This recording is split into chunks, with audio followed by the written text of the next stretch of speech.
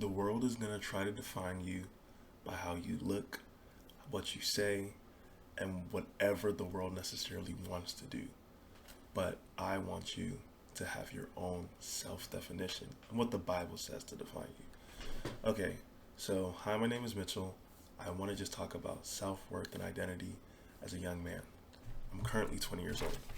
So throughout my life, I've had different titles: nerd, African, tall, cute, I guess. I don't know. I've had different titles of how the world has defined me. Nigerian madness when I played football, when I played basketball, trash, when I ran track, athletic. Whenever I did this or that, there was different identities that the world placed on me and people put on me.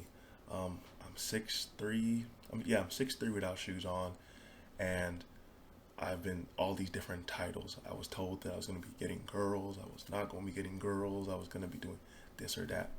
And the biggest issue I think a lot of us men face is identity, even though we don't want to talk about it. Identity is something that creates and challenges and motivates us to do whatever we end up becoming. And it's harder to form your identity within yourself nowadays when there's so much stuff telling you who you are and what you are.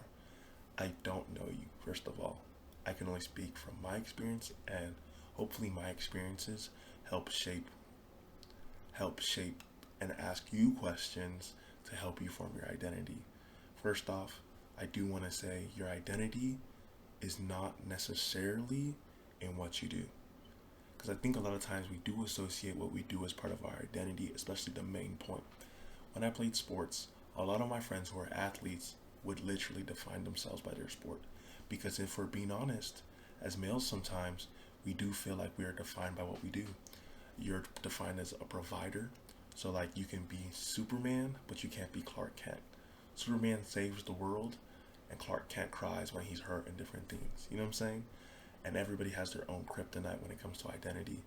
There's so many different places where identity will shape you, whether in church, whether by your parents, mom and dad, who your father wants you to be, who your mom wants to be, who do you want to be, if that conflicts with their ideas. And it's going to conflict because you're your own person. And it may not conflict because what they want you to do is probably what you want to do in the first place too. And they're just trying to try to feed those goals.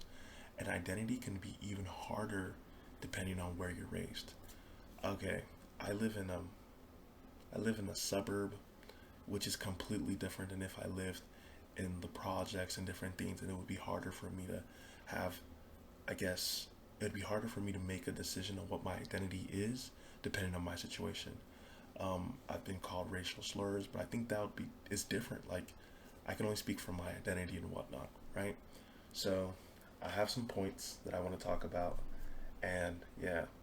So social media will try to give you an identity, especially when it comes to money. For example, there's going to be men who tell you alpha male, beta male, whatever. I'm going to define these terms. Alpha male is just the macho man who gets all the girls and all these things.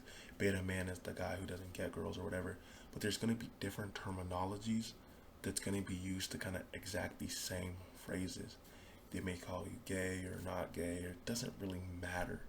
I want to say like the biggest thing that controls us is what we put our identity in. For a while, I put my identity in trying to become a doctor or being a doctor. My plan A through Z was medicine. And when the world showed me how big the world is, and when I started struggling in school a little bit, not a little bit, a lot, it showed me that like I don't necessarily want to be a doctor. I want my identity to be in something greater. And I'm choosing for my identity to be in Christ.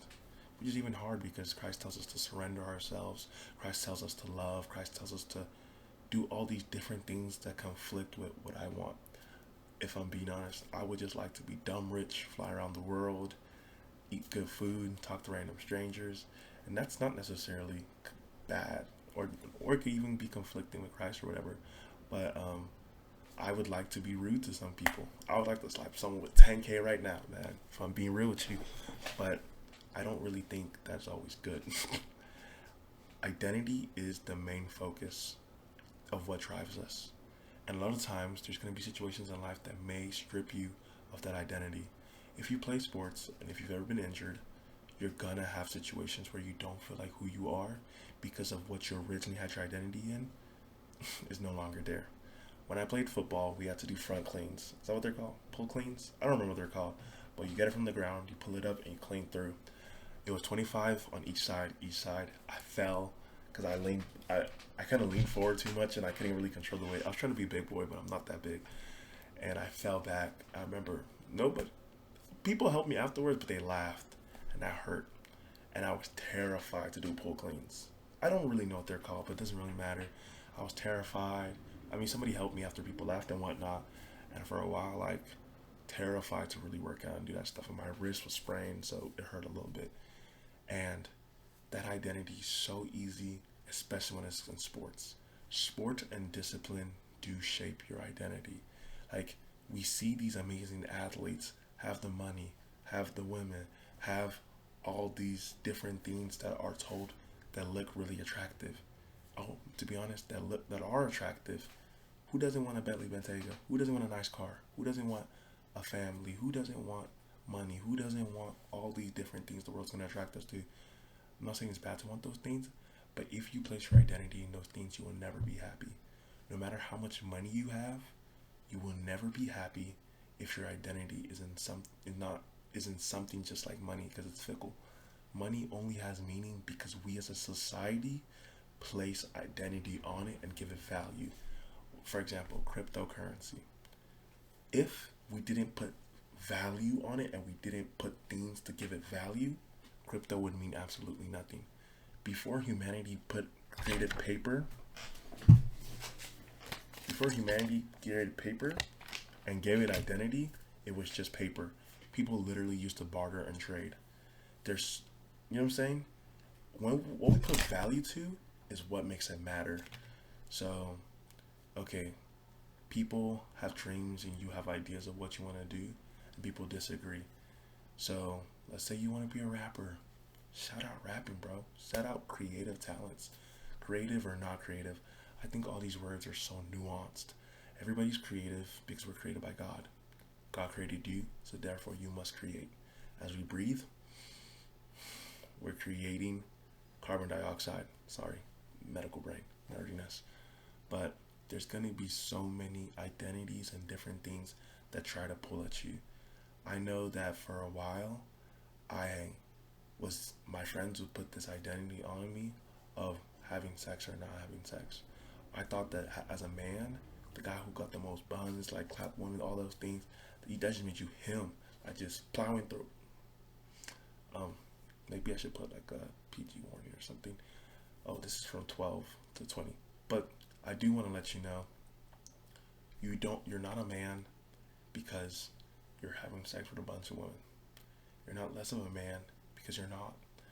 I think when you realize, if you go through that path, you realize that the self-worth that you gained from objectifying women actually makes you less of a man than you thought you were. You were using these people to cope through your problems, yet you were actually running away from them. Yeah. So many child of God, not child of God. Like, being a Christian's hard because I'm trying to live for God when I don't want to live for God, because sometimes living for God literally opposes the fun I want to do. And the fun I want to do is not even real fun. The fun the world tells me to do, at least like through music and stuff like that, it tells me get money. That's fun. But if your identity is in it and you lose that means of getting money, you're going to be sad and you're going to be depressed, if I'm being honest with you. Okay, sports are great. It's great to be an athlete. But once that identity is stripped from you, because our body does wear and tear, you're not going to be the best athlete all your life, or worst athlete or whatever. If my identity's in school, okay, you're getting all A's, you're getting all these good grades, and they become harder. School starts punching you, then it's like, oh my gosh, my identity can't be in that. Or let's say you've sucked at it for your whole life. I have sucked at chemistry my whole life. So my identity in there should be person who sucks at chemistry. It kind of is, but it's not though. I went from chemistry to Gen Chem to OChem to Biochem. Then there's another chem after that. I'm not someone who sucks at chemistry anymore because I've overcome that. I think when it comes to identity and self-worth, it has to be from within. People are going to try to challenge your identity. People are going to tell you you're not good enough. There's going to be coaches who crush your dreams. They're athlete. Dude, you've wanted this so much for the longest.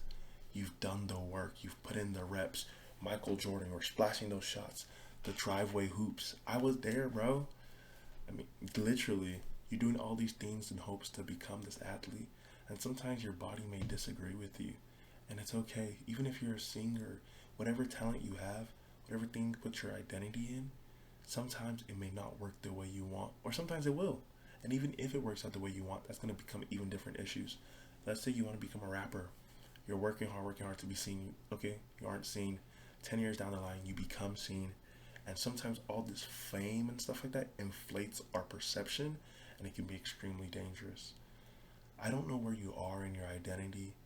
I don't know what people are telling you you are or you're not, but I do want to let you know, like, it's God who defines you, and after God who defines you, it's you who defines yourself. It's you who defines yourself. Success is defined by the individual. Success is not defined by anyone else. Obviously, there are metrics of what is successful and what is not. But in life, if you've covered your basic needs and whatnot, what else do you need? Nothing. It's the feeling loved is a human need. Once you feel loved and all these different things, you don't really need much. There's gonna be continuous things that pull at you, that grab at you, but it's gonna be up to you and the circles you're around to help you in your identity. Yeah, social media is gonna be more and more harder each day. Like sometimes I see people in this YouTube stuff. Okay, I want to just get paid to talk to people and meet random people and whatnot. YouTubers are the perfect career. Some video I'll post to get 1 view, be like, oh dang man, I'm bad at this, da da. And a video I get will get 10 views. Still kind of suckish compared to everyone else. But comparison is the thief of joy. If you continue to compare yourself, I think it's good to help you grow. But if you continue to envy, you will never be satisfied in your own self. Contentment and complacency are different things. When you're content, it means you're happy with what you have. And that's what actually the Bible preaches. Actually, you're meant to be content. I think a lot of times we think that we need more and more and more and more. Okay, I got this PC, I'm gonna upgrade it more and more and more. Okay, I got an iPhone 12 Pro, I'm gonna get me the 16 Pro Max. I guess I don't think we need a lot of the stuff that we need. And a lot of times we're chasing these never-ending goals because we're not content. Once you're content with your once you have an identity that fulfills you, like an identity in Christ, if I'm being honest with you, even that can sometimes be challenging too. But once you have an overarching bigger identity than something that is placed in your performance, you will actually be happier. If your identity, bro, fashion. I love fashion. I love clothes. Looking good. I mean, I'm an average looking guy. I don't know. I don't know what I am. But like clothes will make me feel like him. Cologne will make me feel like him. But when you collect all these stuff, you keep collecting. You have so much that you're never content. You can look at the mirror and you don't even like what you see. If the world likes what they see and you don't like what you see, it doesn't matter. Whatever praise you get from outside, until you yourself are content with who God has created, you never will be happy, especially with identity.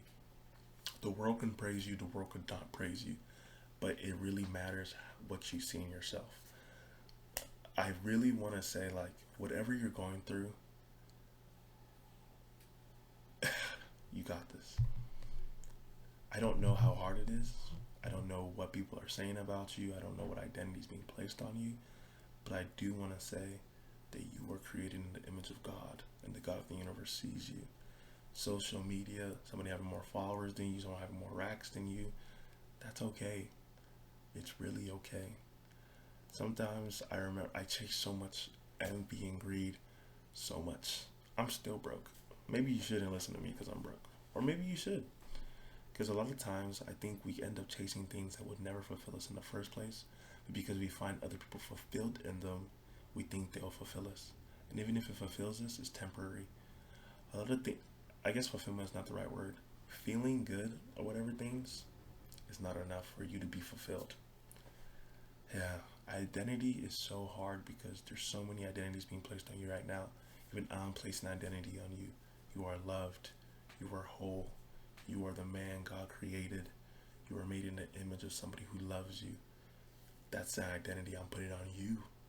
And the world's going to try to put multiple different identities on you. But as long as you try to follow Christ to the best of your ability and love God and try to seek those with love and put love around other people and whatnot, you'll be fine. Because as I place this identity of you of greatness and love and you are awesome and all that, when you have an identity, the identity of Christ upon you above your life, it doesn't matter what identity the world puts on you. It doesn't matter. It's good to have an identity, you know, like, okay, some people place their identity in school. Okay, I want to go to Ivy League, I want to go to Ivy League. Then they realize that even if they go to Ivy League, it's going to be hard to find a job either way, connections and whatnot. But yeah, no material identity we place in ourselves is going to fulfill us. That's what I want to leave you with. Place your identity on something above and move with that as your guide, and the sky is your limit.